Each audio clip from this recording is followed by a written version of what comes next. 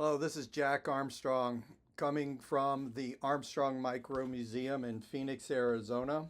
Today I'm going to be interviewing David Weaver, an Air Force veteran who provided us with this hat that he got in Thailand in 1969. It's signed by Neil Armstrong and it's kind of faint, but signed by Bob Hope as well.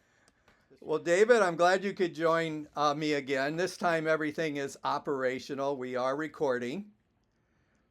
So, would you please tell our audience your full name and where you were in the military, your military service? Sure. This is David Weaver.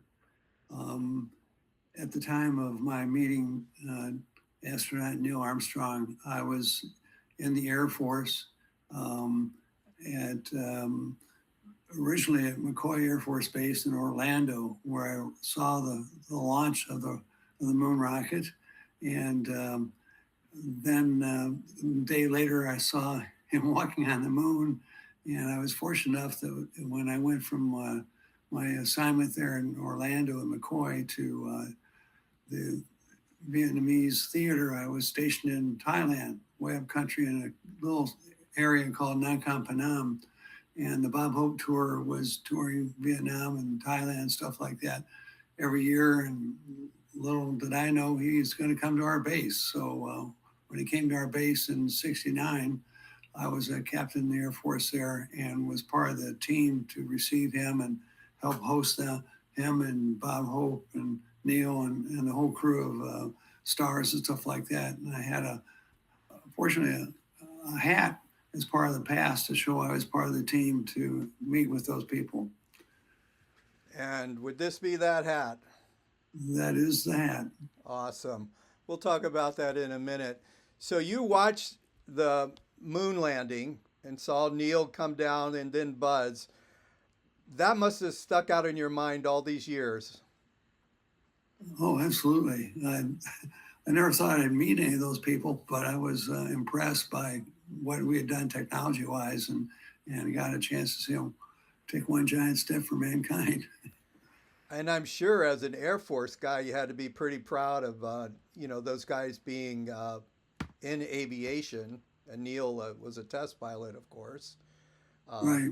so you were in good company. Yes, definitely. Very impressed with his presentation when he spoke to the GIs at our base. It was very humble, and he almost broke down, thanking us for our service, during the war over there. What a gentleman! I imagine that his service in Korea and all those missions really kind of brought it home to him when he was talking to you guys. That he knew how fragile life could be for a service member in that theater. I can believe that as well. Yes. How far was your base from Vietnam? Well, we're way up country in Thailand, and Laos is on the east side of us with the Mekong River separating us. So Vietnam was a distance away, one country away. You have to go by Cambodia and Laos to get to Vietnam. But we ran a number of missions over the Mekong Trail from our base and stuff like that, supporting the war, and had some squadrons in Tan Son Nhut and Da Nang that I visited as personnel officer when I was there. So how would you describe your mission, your base's mission? Was it supportive or was there any combat elements to it? We actually had a secret operation there that wasn't known until a couple of years after the war was over.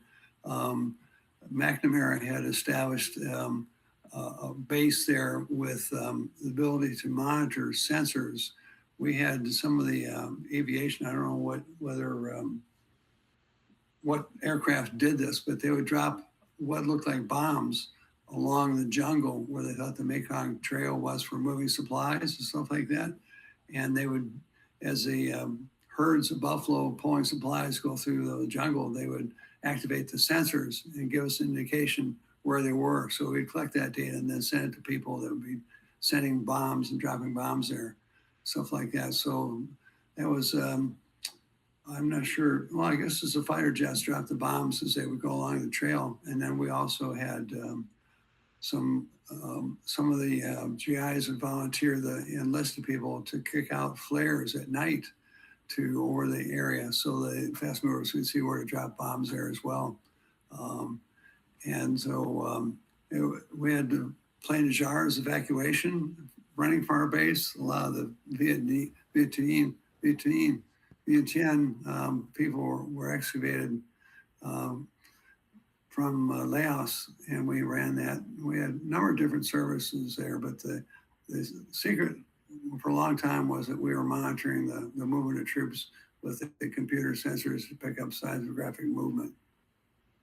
Wow, that sounds pretty cool. I mean, I don't think we heard about any of that being back home. I was just a kid. How old were Yeah. you in 1969, David? Um, I was 25. Yeah, 25 going on 26. Okay. So you had already been in the service how long at that point? Well, I joined in 66. Okay. All right.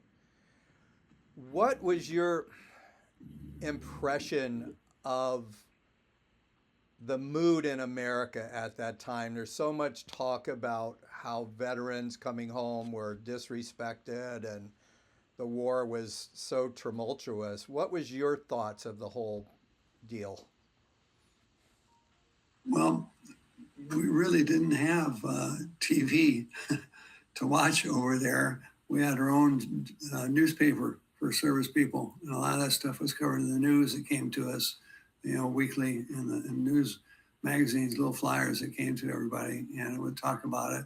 But we weren't really thinking about that reception in the States so much until if you were getting ready to go home, then you start paying attention to it. But when you're there for like a year or longer assignment, you're more focused on what your assignment is and making sure you execute it and everybody gets back safe.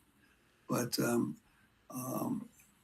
I know when I got back and in the 1970s, when I got back to the States, a lot of the protests were not as aggressive as they were people coming in the middle 60s fighting Right. the war at that time. How how did your own family receive you back? Oh, welcome arms. They were glad to see, that myself and people I made as friends, stuff like that, were coming back and were um, going to be, finishing up their term of service in the States for the most of us, unless we upped our our commission date for a longer time. But I dropped my commission after the 4 years of officer duty, and then got out in 1970. Good. When you were back on the base, I know Connie Stevens was one of the Or 71 performers. actually. When Connie Stevens was one of the record artists there, what were the Yes. guys? What were you listening to music wise while you were on the base there? Can you recall what? Was it Motown? Was it rock and roll? Do you recall what you guys listened to? Just in general, independent of their visit, you mean? Yes. Yeah. Um, no, we would listen to the contemporary music that was going on back in the States. We did stay in touch with that pretty much. A lot of us bought through the PX equipment, stereo equipment, stuff like that, so we could record some of those sounds, which I bought 2 tape recorders and a Sansui amplifier and all kinds of stuff, real inexpensive to the PX, and jar turntable, all that stuff. So we get well equipped with a very good price on that stuff to play music to keep for later. So I want to ask you about this hat that you helped us here with the museum. Bob Hope Christmas Show 1969. What day did they come in? Do you recall? It was right before Christmas, right? Yes, I think it was in November sometime. I don't remember exact date. Okay. Um, And how long did they stay? They landed, and how long before they took off? they were in and out the same day. Oh, wow. Bob was on a hopping schedule, going everywhere. They came in, I think, what was it, sometime mid morning, like around 10 o'clock or something like that. I'm trying to guess best because I know they had lunch when they were there. They had trailers that were offloaded from the plane that they would use for dressing, getting ready for the shows and stuff like that for everybody. And that's how I really got to meet Neil. I took a break for lunch and he came out and sat down at the picnic table there very casually. And we had lunch together and I had a chance to really talk to him. It was unbelievable that I had a chance to talk to the guy that had been walking on the moon, first guy. And here he was, very humble. And that's how I got him to really sign my hat. And then later I got Bob Hope to sign it. Was it at Um, that lunch, at that table that he signed it? I'm I'm trying to remember, but that's probably most likely there. Right, I'm trying to catch him on the move someplace. Right, right. So we have Neil's signature here that's very bold. Do you recall if he had his own Sharpie with him? Was he signing autographs that day? I know I didn't have one, so he must have either had his own or somebody brought it to him. But I didn't have one for him. But it did last much better than Bob's. Yeah, his is really faded out on the other side there. Um, I'm I'm curious what led up to him signing the hat. Did he offer, "Hey, would you like me to sign your hat?" Or did you ask him? Do you recall? I imagine I asked him if he would sign it for me. I don't think he just offered to sign it. I would have had butterflies making that request. Did you kind of feel like you were being forward, or did you just do it? No, because he was so um, easy to talk to. I wasn't like I was talking to the president or somebody that was going to be, taken back by being so bold to ask him. He was so humble. I figured, well, yeah, I could ask him. He's going to say, okay, I'm sure. You know, I've talked to quite a few people that have known Neil, and the story is always the same story you're telling me. So I think NASA picked the right guy to be the first person to step on the moon. He was amazing in every way, especially in that landing. Wow, he did an amazing job landing the shuttle with just seconds to spare in the gas. It was pretty incredible. Yes, right. So I want to go around this hat so you can tell us exactly what's on it. On this side, it says May Macon Phanam RTA. Can you pronounce that? It's not Phanam. Nakam Phanam. Phanam, yes. That was the name of the base. And that RTA, is that, what does that stand for? Royal Thai Air Force. Royal Thai. And Deputy Assistant Project Manager, that's your title at the time? Yes, Amongst being a captain, this was your title just for for that boat visit, right. just for that visit. Yes. So, how did this hat become into being? Who made the hat? I imagine um, in advance of their visit, the colonel, who was my boss, or somebody, knowing that they wanted to do something, they went and got it made locally. You could get anything you wanted made locally.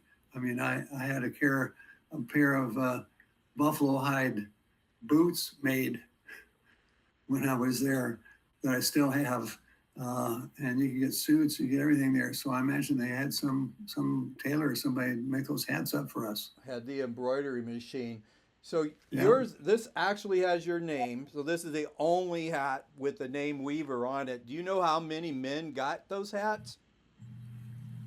Approximately? I'm I'm guessing it was less less than half a dozen. Part your team basically. Right. Wow. I wonder if any of the other guys had their hat signed. I have no idea. I don't even remember who they are. That's a long time ago. It is. So you also were gracious enough to provide these cufflinks uh, Yes, Bob from. gave those to people that were working backstage with him as well. There's not very many of these floating around on the internet. I don't think he had a ton of them made, um, but that was pretty cool. Tell me about Bob Hope. Was he sounds like he was a general himself and commanding the whole project and everything. Yeah, he had his own trailer as you would expect, and didn't share it with anybody. But I walked in his trailer for I don't remember what, in trying to get a message to him or letting him know he's just about ready, go on, whatever. And he was just very casual. He didn't seem like he was arrogant or anything like that. It was easy to talk to.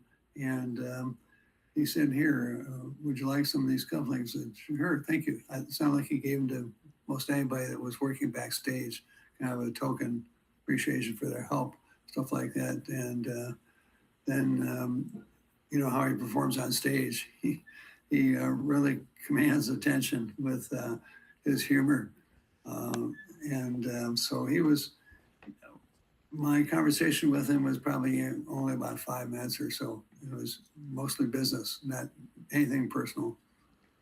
He at that time, do you know how old he was back then?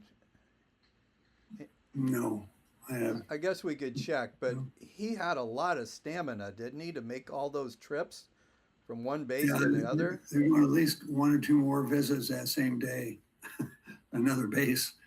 Wow, that's more than a lot of rock stars do.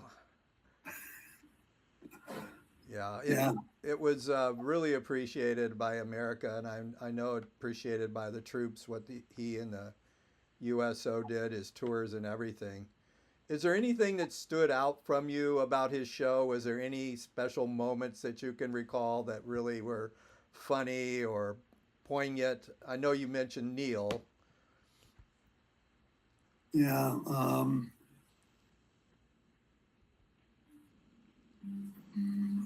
Trying to think of anything was really different than what I saw later of his visits to other bases and stuff like that. It seemed pretty pat. Um, Ron, he does his stint, introduce some musicians or other people to come out and do their thing, and then takes back to the mic and does some more humor. There was, Were the boys pretty happy to see Connie Stevens up there?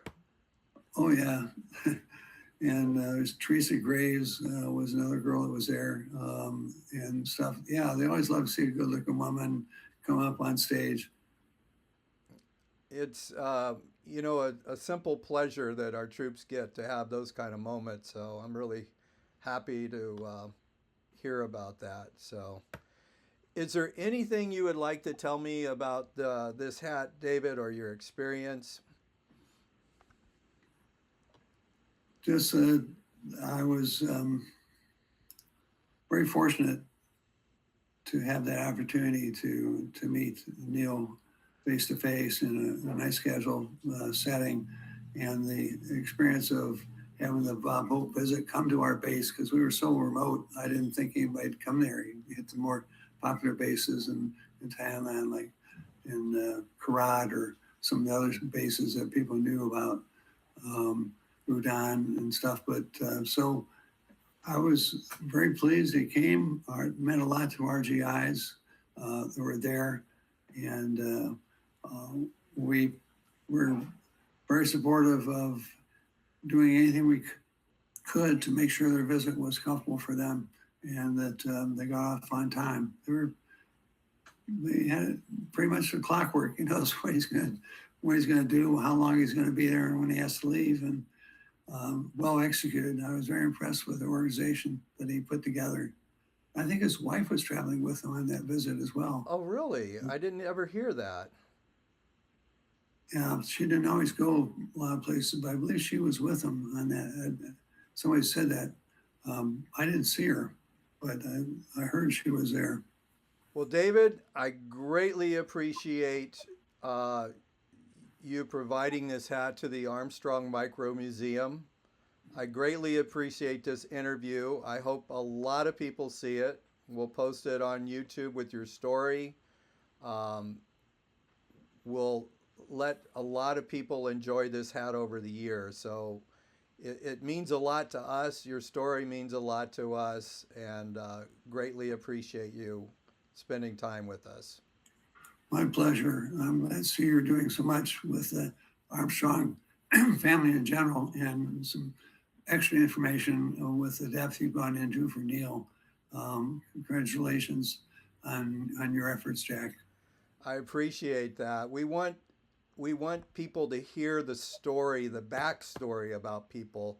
We want kids to hear it. That Neil was just a normal kid with a lot of curiosity and adventurous spirit, from a humble background. And kids need to know that they can make it too. They can make their dreams come true, and like you, meet a famous person, and all these things can happen even if you come from a humble background. Very true. Very true. Well, I'm going to sign off. Okay. I'll keep in touch with you. You have a great day. Thanks again, David. You're welcome, Jack. Same to you. All right.